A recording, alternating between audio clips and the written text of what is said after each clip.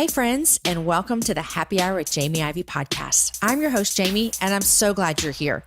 Each week on this show, I invite a girlfriend to join me and we chat about the big things in life, the little things in life, and everything in between.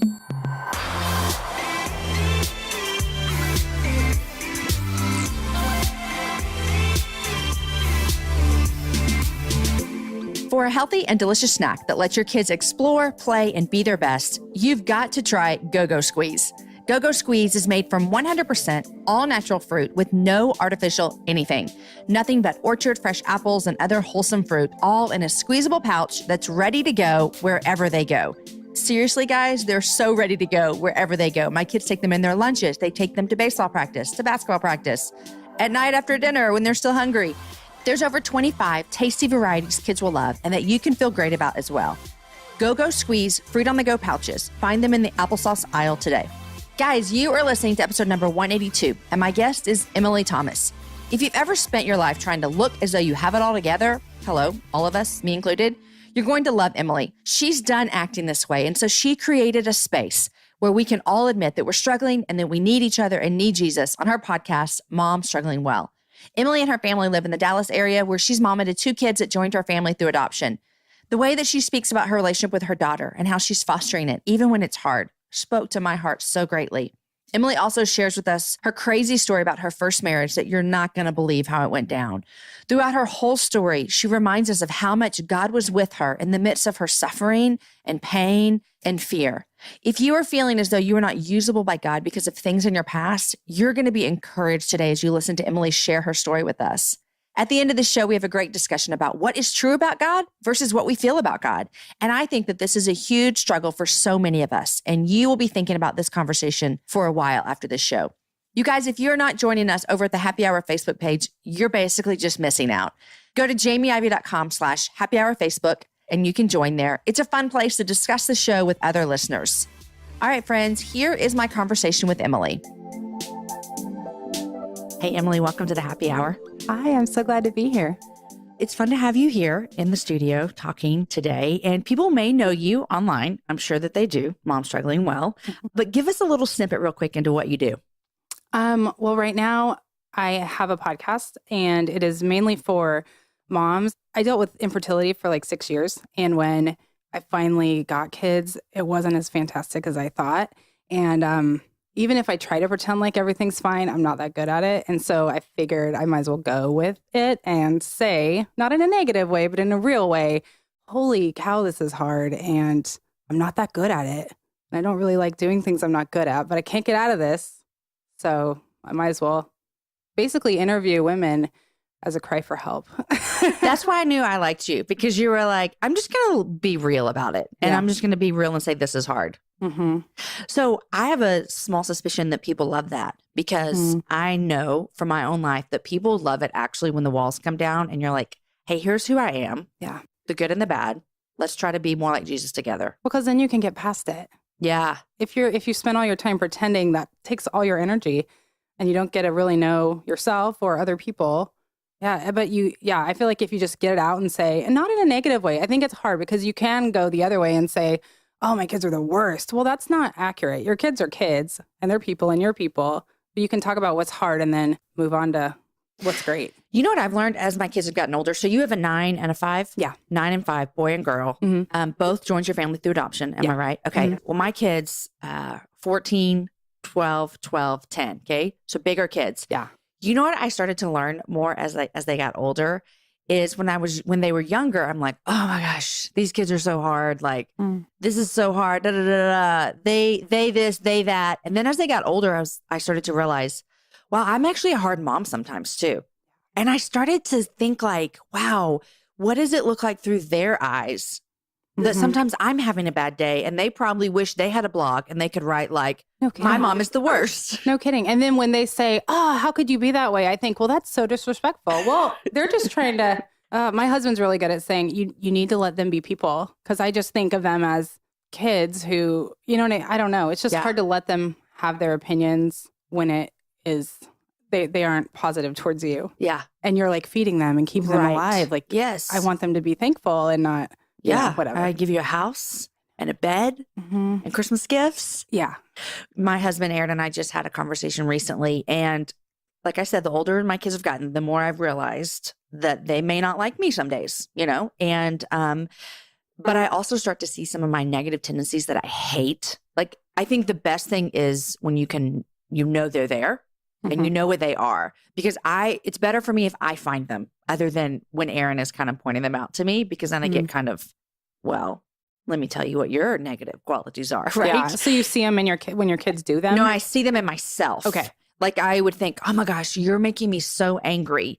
And I always tell my kids, like, you control your emotions, because they'll be like, my brother is making me so angry. And I'm like, well, you're in charge of your emotions. Yeah. And so then I find myself feeling like they are making me so angry. And I start to realize I'm in charge of my own emotions. Yeah. And I see maybe I was being too hard on them. And I don't know what you are. I'd love to hear. I contend to be way more like rigid than my husband is. Yeah. Because in my mind, there's 4 of them. There's a lot of people in this house and 2 dogs. We need some order. And I will bring the order to the house. And my husband's like, I'll bring the fun and exciting. And so what is it like at yours? We're the very same way. My husband is just the life of the party. Yeah. He wakes up singing. Everything's always great all the time. Yep. In fact, sometimes Aaron will come up with a fun idea and he's like, how about you tell the kids? Oh, like, that's so sweet. Yes, it is so sweet. Okay, 9 and 6. Our families are similar because your kids joined your family through adoption. Yeah. Tell me that story. Yeah. Well, like I said, we tried for 6 years to get pregnant. We never could. And we thought about like some different fertility procedures and stuff. And for us, it ended up being that God moved our heart towards kiddos who are already here. And also I didn't feel comfortable with the monetary risk of maybe IVF and we don't end up with a kid, but we still spend the money. I'm so practical that I'm like, I need to end with a kid for sure. And so we became foster parents. We adopted my daughter when she was 2. How long did you have her before you adopted her? Maybe about a year. And that was really tricky because you never knew when they were always trying to find a blood relative. And so it's hard to attach at that point because, for me, it was my first child on the heels of 6 years of infertility. So it wasn't as though we were like, oh, foster to adopt. Like, I wish I had been in a place where I could have said and honestly meant that I'm holding this loosely, was not holding it loosely. You know what I mean? My heart was so always broken. Fearful. Yes. And so she called me mom right away, but I had a really hard time saying, I love you. And she had a hard time saying she loved me. I would say like, I love you. And she'd say, I love Diego. Like she would like just not be able to. And that's fine. I wasn't making her or anything, but it was just a kind of a tense time. It's fine. It sounds like you're both guarding yourselves. Yeah. And I think that I'm noticing now as I'm getting healthier, just, older. I'm 38 now. Wiser. Old and wise. Yes. I'm a sage, basically. I'm realizing that, there's still a level of guardedness in both of us. And so we're working on that. Yeah. I have a friend who just brought some kids home, international adoption. And that's one of the things that I talked to her about is I remember, and I don't know if you felt like this way when you first adopted, I remember when we brought our kids home and I thought just love will solve all their problems and love will conquer all things. And it just didn't, and there was hurt there was trauma, there was brokenness, there were broken promises, all the things. Yeah. I remember thinking once she's in our house longer than she wasn't, then it'll be fine. Yeah. And it just wasn't. Yeah. We set up these things and then I encouraged her to just be like, to kind of try not to guard yourself so much because I think we want to protect ourselves. And we want to make sure the kid attaches to the grown up. Yeah. But I don't think we spend a lot of time wondering if the grown up's attaching to the kid. And I wasn't attaching to her. Didn't anyone notice? I don't think so. Did you notice? I noticed. I'm really honest. So I was like, this is weird, but it's funny because I am really honest, but that was like a depth and a kind of a shame, even though obviously I wasn't doing it on purpose, but like even I've heard this later, I didn't even like the way that she smelled, even right out of the shower. It wasn't like she was dirty. Yeah. It was that there was something that I had an aversion to her on some level. Nothing in the world wrong with her. Right. That's what's so weird is because then you go, I know it's not her. It must be me. But I didn't. But this was the kid I wanted. It just doesn't add up. Yeah. But you got to keep parenting in the middle of it. Were you honest with your husband? Yes. And how was he towards it? Here's what is interesting that I've learned is because I wanted to be honest, I would say everything I was thinking. And he wisely pointed out, there is power in our words. And so while you should be able to say what you're thinking, you need to speak life and speak truth about her and about the situation, not pretend, don't be real, but there's a bigger truth about how the Lord puts families together and who she is as a person and who you are as a person, your identities, there are bigger truths there than what you're feeling. So you can speak your feelings, but then we need to talk bigger T truths. Yeah. And that was hard for me because I felt like, but I'm saying what's true. Mm-hmm. But I'm saying what I'm feeling. Yeah. Yeah. And there's a difference in that chart. We have a kind of a phrase for that here at our church of like telling ourselves, like gospeling ourselves, telling us what we know to be true, even if you're not feeling it, which is exactly what you just said.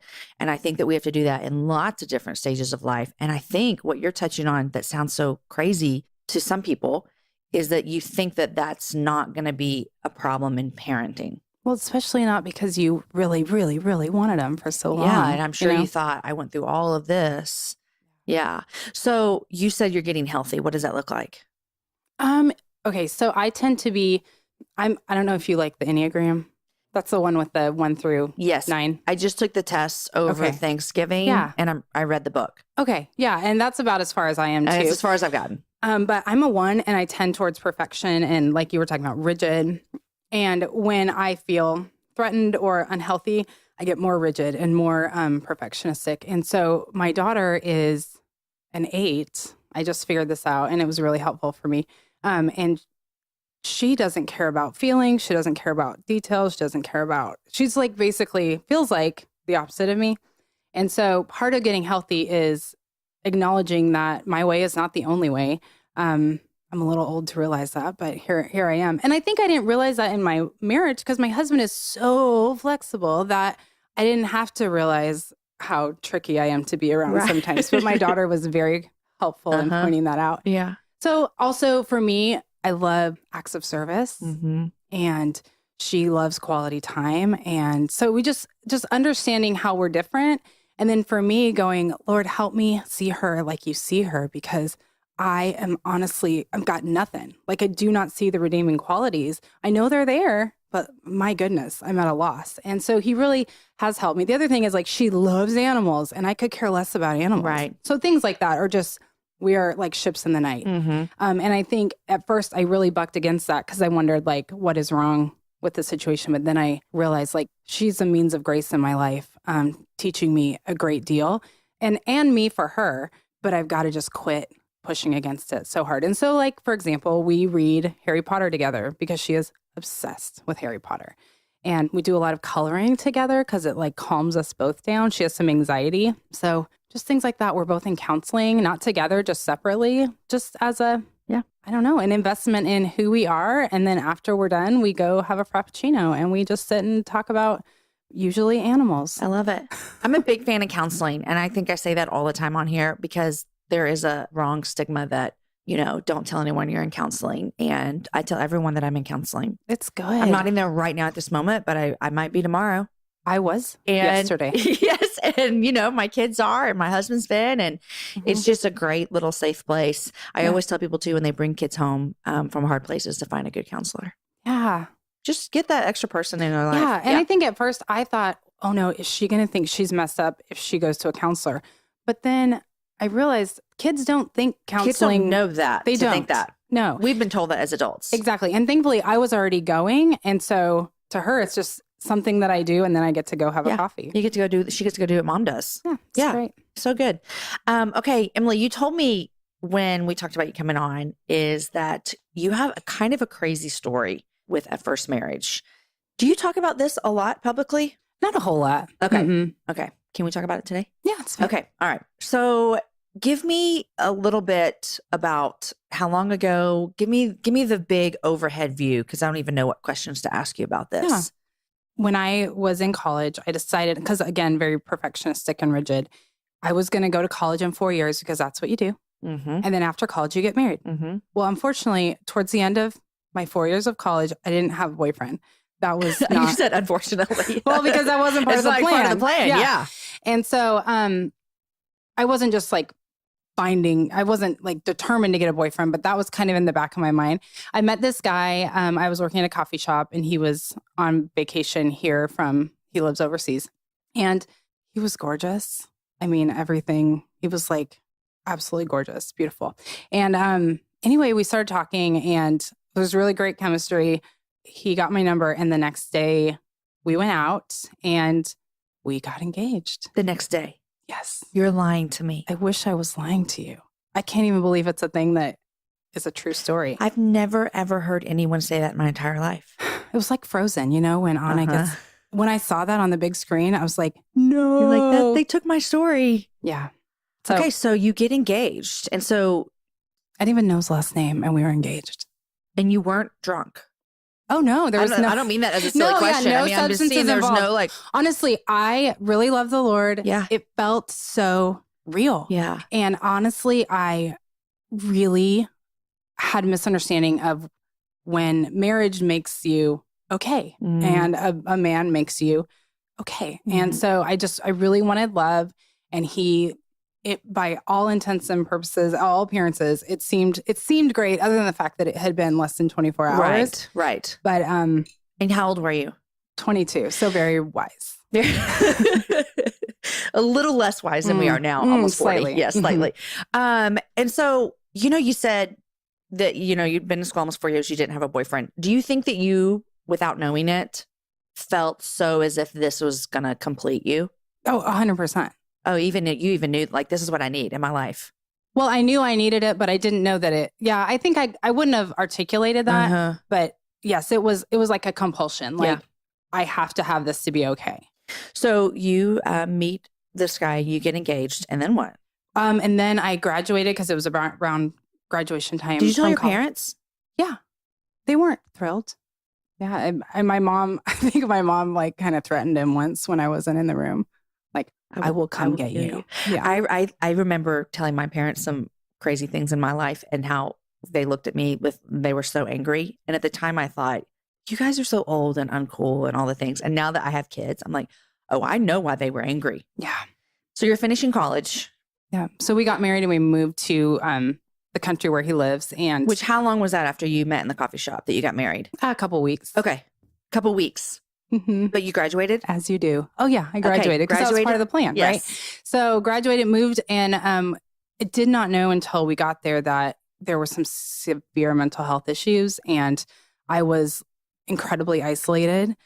I lived... He had a phone, but I wasn't allowed to have a phone. It was in 2002, so it wasn't that weird to not have a phone. But he had one, but I wasn't allowed to. He portioned my food. I wasn't allowed to go out of the house without him. Did this start immediately? It eased in. It wasn't immediate. It was probably about 2 weeks in or something. He's would say stuff like, I could hurt you with this knife and things but it wasn't like he was trying to scare me. It was like he was scared himself as he realized his capacity to hurt me.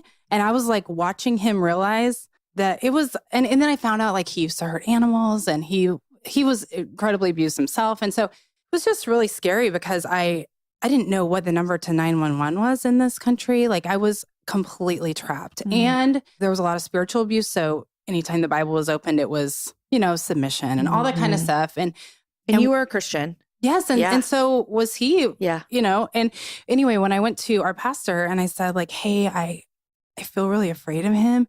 The pastor just said, I used to do that to my wife and you should just stay. And so everybody in the church, it was incredibly legalistic. And everybody in the church was like, you can't get divorced. Like you just can't. But it was the point where I was praying that I would die or he would die. I didn't care who, but till death do us part when we're in our early 20s, I just couldn't. I lost all kinds of weight. I really thought I was evil. Like it was crazy how quick my identity. Anyway, so I just, in the middle of the night, a friend called me. I worked at the Starbucks and a friend called me from the States and said, who I really respected, like this was the Lord because I really respected her walk with the Lord because I didn't want to get a divorce because I knew God didn't like that. And the church is telling me no. And so I'm just like, I felt really trapped. Yeah. And because of what he was telling me, I felt like it was me. I think the thing that women in abusive relationships, when someone speaks with authority, they just tend to believe it. And it's really hard to not hear that as truth when it's being told to you so forcefully. So anyway, a friend called me when I was like counting money in the back of the Starbucks. And it was amazing because I didn't have a cell phone, different time zone. I don't know how she got the phone number. And I was never by a phone at Starbucks. It was the busiest Starbucks in the town. And she said, hey, I just need you to know that divorce is not the unforgivable sin. And Did she know about? He was writing emails, pretending to be me. I didn't know any of this because I was at work. And so my friends were like, doesn't sound like her. Yeah, something's off. And so she just called and that's the first words out of her mouth. And I just felt like the Lord being like, it is not over for you if you have to get a divorce because you're not safe. Like I knew in my gut, this was not going to end with me being alive. I just knew it. I just knew that I was very unsafe in my own home. So he tried to steal my passport. Well, he did steal my passport. He tried to destroy my credit card. And so I had to like wrestle. So did he know that you were thinking of leaving? Yeah, because I tried to leave, but then he like convinced me to stay. And, you know, it gets all so confusing. And I mean, it's like a movie. It was. Unfortunately, I mean, you're like, this is my life. It's terrible. Yeah. But so then I wasn't allowed to leave unless I was going to work. I had to stay in the house. And so I just took the phone and I took my Bible and got in my Starbucks uniform. And I was sleeping with my passport on me at this point and my credit card because he tried to rip them up so I couldn't leave. And anyway, so then I just walked past my Starbucks and I told the Lord, like, I've got to get a train that leaves right now. And so when I got there, I bought the ticket and the guy goes, oh yeah, that train's leaving right now. And I got on and the doors closed and we went away. And I was like, Lord, because that's what stopped me before is that I had to wait for a train and he found me. And so I knew I needed to like get the heck out of there. And so when I got to the airport, I got a flight right away. It was right after 9/11. So they thought I was like a terrorist because I looked wild and crazy. Like I was trying to escape. Anyway, so they did finally say that I was not a terrorist and they let me on the plane. But again, the Lord was so good to me. He had this flight attendant. Her name was Hazel and she had bright blue eyeliner. I think in trauma situations, those details like stand out. Yeah. But she was from Scotland and she said, Emily, come with me. I said, okay. And they had upgraded me to first class. And did they know? Yeah, because I told them I had to go, but they never told me they were even letting me on the flight. So I never knew what was happening until the moment that I mean, you're telling them I'm escaping this. Yeah. And they're like, but you have no bags and you have a one-way ticket and you that just does bought look it. Shady. Yeah. Yeah. And we you're in a can't let Starbucks you uniform. on the. Yeah. And I'm like, but here's my Bible. That's literally all I have. Like search the pages for a bomb. I don't know what you're going to find. But anyway. And so anyway, Hazel got me bumped up to first class and cleared out like the whole middle area so I could sleep. Apparently I look like I really need to sleep. Right. They're like, get this girl a bed. And she's like, what kind of wine do you like? I'm like, I don't even know. So I had all the wine they had, like every single kind. They hadn't even taken off yet. And then she sat down when we were in the air and she goes, I just want you to know that I escaped an abusive relationship. And she goes, and I want you to know that you're doing the right thing. And it was just the Lord going, sweet girl, you made a bad mistake, but you are loved and this is not over for you. So that's how I got home. And you went home to your parents. I did. And really the plan for me was just to get safe. Yeah. So that I could bring him back so that we could reconcile. I just knew I at least deserved to be safe. My mind was all in a pretzel, but I knew that much. Yeah. And sadly, he chose lots of other women and not to reconcile. And so I felt free from that. But it was still, C.S. Lewis says divorce is like an amputation of a limb. And it really is. Even if it's an incredibly unhealthy situation, it is also some of the most painful breakup that ever you have. You were a baby. I mean, you were young, you know. Did you, coming back, you know, you shared with us your struggle with getting a divorce just because you felt like this is wrong, God doesn't want this, and you needed to get safe. You knew that. Did you struggle feeling shame after that? Oh, gosh. Yeah, that was the thing. I didn't want anybody to know. I felt like I had, you know, Jen Sprinkle. I felt like I had like a giant red D on my chest, like the scarlet letter. And I don't know if you saw, but the other day, she was recently divorced. I'm not sure if I can. You can, yeah. I'm sure. Yeah. But we were actually speaking at the Declare conference and we were talking about feeling that way. And then we walked out to get pictures taken and they had us stand by this giant Declare sign. And we realized that we didn't do this on purpose, but we were both, right after our talk about the scarlet letter D, we were standing inside of this giant white D getting our pictures taken. And I said, look at, we're by a giant D. And she goes, and it's white. And we're like, oh my gosh, Lord, you're so good. So there's been times that he has continued to use that. Like on my day of my divorce, that was June 13th. And it was just a heartbreaking day. That's the day that I was able to lead. The first person I ever led to the Lord was on that day. And so things like that, where I'm like, nobody knows that, but he does. And I felt like my chance to be used by the Lord was over. I felt like my ministry was over. I saw my life as train tracks that just ended. Like, it's over. There's not a lot of 22-year-old divorced Christian women. Right. So he's just been faithful to show me that this is not the end. Yeah. I love that, because I feel like, I wrote a whole book laying out my whole story, and I feel the same way that you did. Just like, although it was a different scenario, I still had the same struggles of, golly, I'm done. Like, who does this and then gets to be used by God? And it's a lie that is suffocating. It's suffocating to women. And so I'm glad that you get to share your story. Yeah.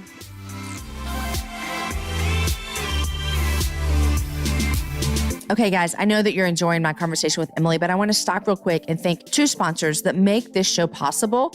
The first one is ZipRecruiter. Any of you hiring out there? Here's what we know is that every business needs great people, and we kind of need a better way to find them. Something better than posting your job online and just praying for the right people to see it. But ZipRecruiter knew that there was a smarter way, so they built a platform that finds the right job candidates for you. ZipRecruiter learns what you're looking for, identifies people with the right experience, and invites them to apply to your job. These invitations have revolutionized how you will find your next hire. In fact, you guys, 80% of employers who post a job on ZipRecruiter get a quality candidate through the site in just one day. And ZipRecruiter doesn't stop there. They even spotlight the strongest applications you receive, so you never miss a great match. The right candidates are out there, and ZipRecruiter is how you're going to find them. Businesses of all sizes trust ZipRecruiter for their hiring needs. Right now, my listeners, that's you of the happy hour, can try ZipRecruiter for free. That's right, you guys, for free. Go to ZipRecruiter.com/happy hour. ZipRecruiter.com/happy hour. You can try it out for free at ZipRecruiter.com/happy hour. The smartest way for you to hire. Okay, guys, I want to thank another sponsor of this show, and that is Mr. Clean. You guys, today's the last day of February if you're listening to this when it went out live. And so tomorrow's March. And what do you think about? We think about spring cleaning, and maybe you're getting ready to tackle your spring cleaning. This year, use Mr. Clean Magic Eraser to take on the impossible stains that your sprays and wipes can't. I tried it on my tough messes, and it blew me away. We have an older house, and so our bathtub upstairs, it always gets that just grime on it. You know what I'm talking about? That nasty soap scum. And I used this Mr. Clean Magic Eraser on it, and it got my bathtub completely white.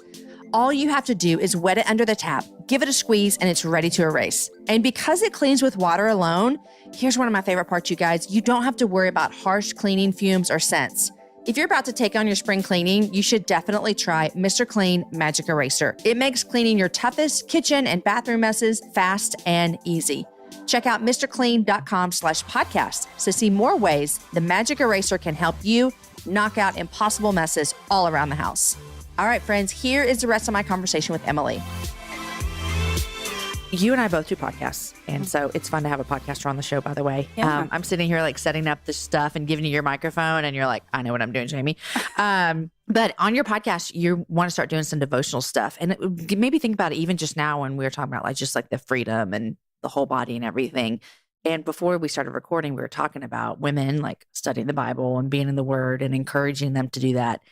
And you said, I do love encouraging women to do that, but I think sometimes we just need to say, we need to be doing this. What's happened in your world right now where you feel as though it's time for me to start talking about, here's some things that we need to be doing? Yeah. I think we tend towards like, oh, just don't worry about it if you don't have time to have time with the Lord. And I think there should not be condemnation. Because there's that line. There is. And you even talk about like having more grace for yourself. I mean, you know. Definitely need that. But I think sometimes we go all grace and just think having a coffee cup with Psalm 23 on it means we've done enough. It's not, and it's not works based, but as a as a response to the love that we have for the Lord, there should be a desire to have some time together. Yeah. Anyway, so part of the freedom thing is I've always felt like I, with my past, have no business teaching about the Bible or whatever. Which is such a lie, but I get it. Such a lie. It's such a lie, but I get it. I feel you. And I also think that in my show, I tend to just ask a lot of questions and I don't share a whole lot about myself, but I'm finding more people going, well, tell me about this story. Tell me about this story about you. And so I'm feeling like me not talking about myself and me not talking about the Bible is me believing lies that I don't have anything worth saying. Or you're not worthy to do it. Yeah. And so part of a kind of like a punch in the face to the enemy is to be like, I'm doing it, Watch it. Yeah. And so in addition to that, though, I think that women think we tend to think we're not smart enough or the Bible's not interesting enough. The Bible's hysterical. There is some weird stuff in the Bible. And I think that it's okay it is okay. God's got a really good sense of humor. Right. Look at some of the fish he made. Mm-hmm. I mean, everything is so, he's great. Yeah. He's so much bigger and better than we think. So anyway, I've started doing these tiny little snippet devotionals just of like a couple passages and just looking up. And here's the thing. I don't know more than anybody else. I'm just looking at it. Just doing it, yeah. And trying to make it like a real thing. Yeah. So that women will do the same thing with their 10, 15, 20 Right. minutes that grows because your desire to be with the Lord grows. And then you just can't help but spend more time with them. Uh-huh. Did it always look like that for you? Like wanting this desire? No, it was always because it was the right thing to do. Because you're that perfectionist. Yes. What switched for you? Because you're going to struggle with this as a perfectionist. You're going to struggle with, I'm doing this because it's what we're supposed to do. And I will do it no matter what, because I will check the list. But I did it, but did I do it right? Did I do it long enough? So even when I did it. You had the rules. Yeah, but even I don't ever even know if I'm measuring up to that when I've even done it. It's so works-based. Terrible. So how have you switched? Because you don't sound that way to me. And I don't think that you are when you're talking to women. I guess my question, not how have you switched, but how is God because he's teaching you something as well with you being able to talk about his word and not just encourage women, but instruct them, but with you not feeling like this is works-based. What's he teaching you in that? I think I've been realizing that my concept of the Lord and the truth about him were not lining up. I had this, I'm not somebody who has like mental images a lot in my vision sounds like I'm Looney Tunes, but so I don't do that. But I was reading this thing about kind of like, it's called My Heart, Christ's Home. And it's kind of like it's an older short kind of essay thing about taking God through the parts of your heart, like the rooms of your heart and like the idea of how much are you keeping from him and what are you letting him into? And it said like, I think there was a part where it was like your mind, like what's going on in your mind. And the guy in the story had things on his walls that he didn't want God to see. And I thought, well, I mean, I don't have any nudie pictures on my walls. So, but I said, well, Lord, I didn't have any high expectations, but I'm like, Lord, what's on the walls of my mind or whatever. And I saw a picture. It was like a picture of Jesus, but his face was so disappointed in me. He looked so like disgusted. And I was like, whoa, number one, I didn't know that was there. But number two, that is what I think That's of him. how you feel, yeah. And I thought, yeah, that's not appropriate. That's not accurate. And so just as I've tried to say, Lord, what is actually true? Because this is what I think that you think about me, or this is what I think that you are, or, I just realized he's not insecure. He's not in a bad mood. He's not disappointed with me. And so as I've started to retrain my brain and think, so it talks about renewing your mind, then I can go, holy Toledo, he actually likes me. And I am like a big deal to him in a good way. And I want other women to have that freedom because I know what a pit it is to think that you can't ever measure up.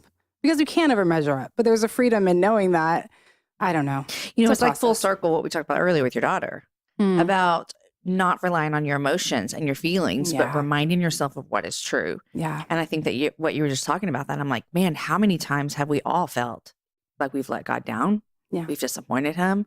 We started another Bible study that we didn't finish. The list could be so long. But I love what you're doing because you're saying, hey, I'm going to rest in the truth and I'm going to know his grace, but I'm still going to pursue him diligently because I have the time. Yeah. I think we lived in China for a while. We taught English and there was a woman there who really loved where she lived, but they were being called to move to another location, and she didn't like it because she didn't want to move. And she was saying all these hopeful things though.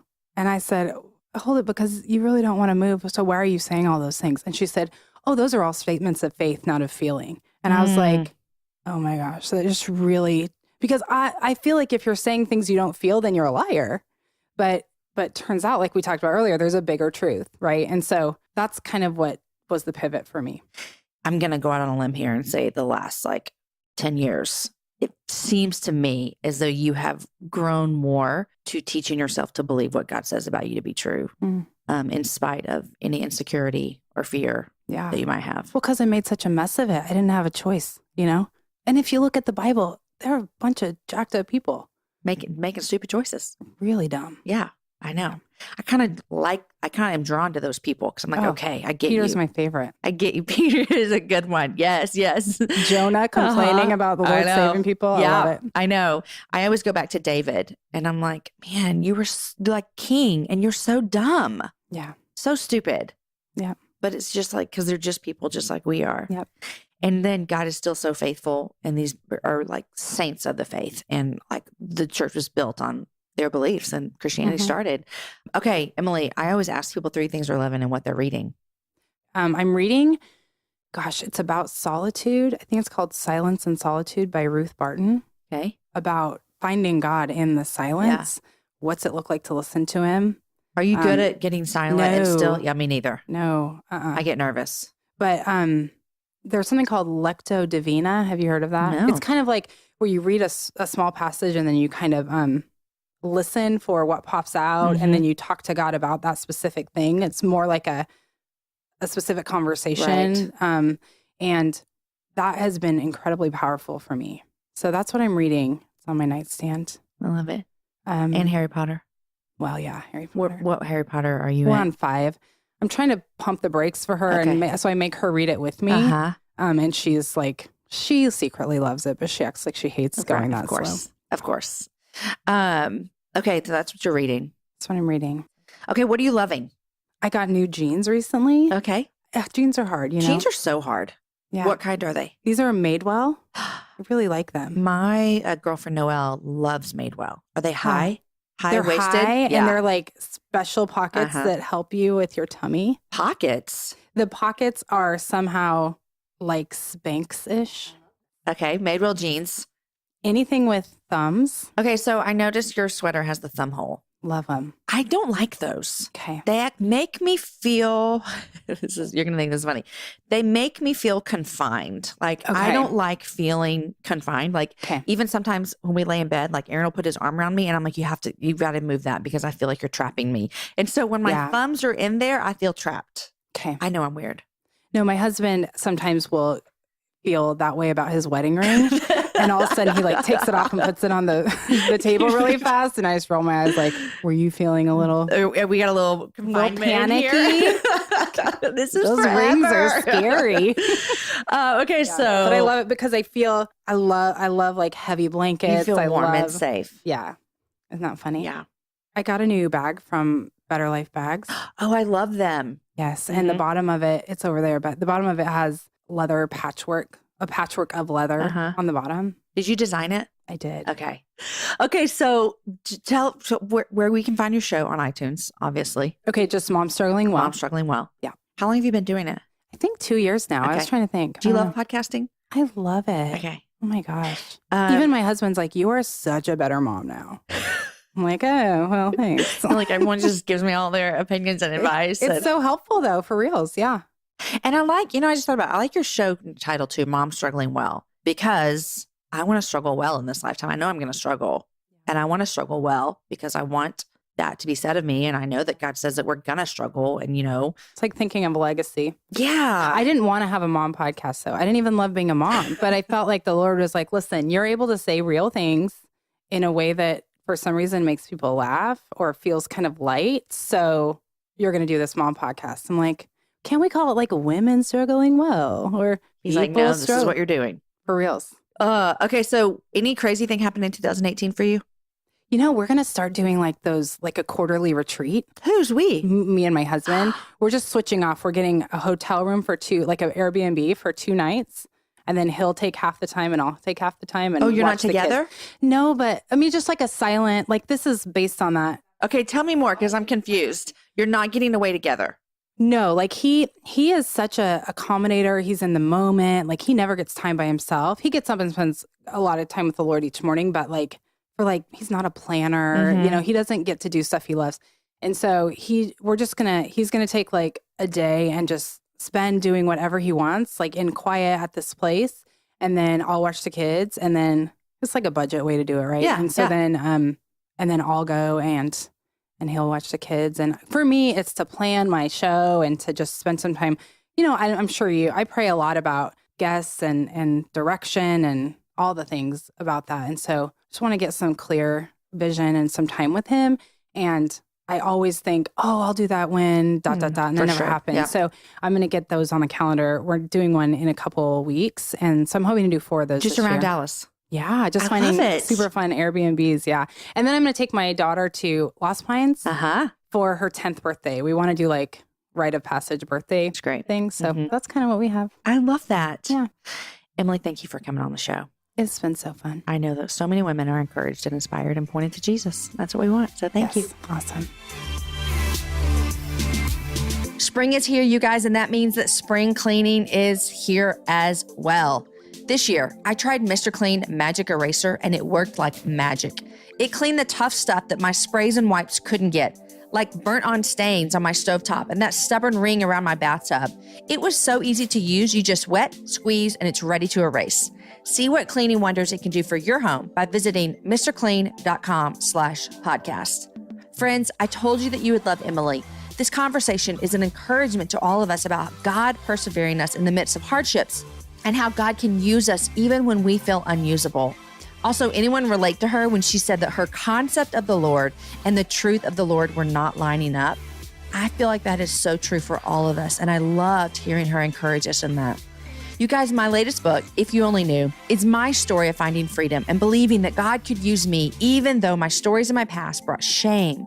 I'd love for you to get a copy and believe that God has big things in store for us women when we start believing the truths that He says about us. Truths like we are loved, we are forgiven, we are usable, and at the end of the day, Jesus is better than it all. Friends, you can find this book wherever books are sold and check out ifyouonlyknewbook.net. Today's show was edited by Chris with Podshaper, and the music was developed for the show by Matt Graham. Guys, enjoy your week, share the show with a girlfriend, and have a happy hour with a friend.